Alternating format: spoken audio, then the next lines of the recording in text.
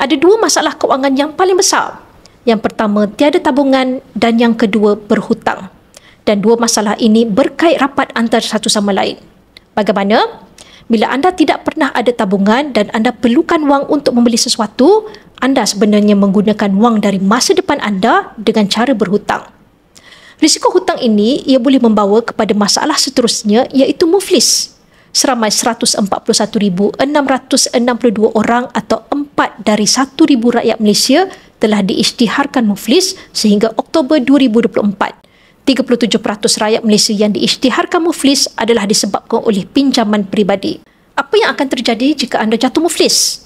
Antaranya, semua aset peribadi anda seperti rumah dan kereta akan diletakkan di bawah pentadbiran Ketua Pengarah Insolvensi bagi proses bayar balik hutang-hutang yang tertunggak. Pembekuan akaun bank, tidak dibenarkan membuat perjalanan ke luar negara dan tidak berkelayakan untuk mengusahakan atau memiliki perniagaan kerana telah disenarai hitamkan. Nah, semua ini bermula dengan ilmu.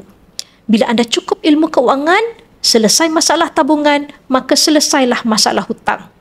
Jika anda sudah berusaha untuk menabung tetapi gagal, anda boleh ubah kaedah simpanan ke dalam bentuk emas fizikal. Untuk bermula, anda boleh rujuk pin video saya untuk 5 langkah daftar akaun Public Gold dan saya akan bimbing anda dalam langkah-langkah simpanan emas yang terbaik untuk anda.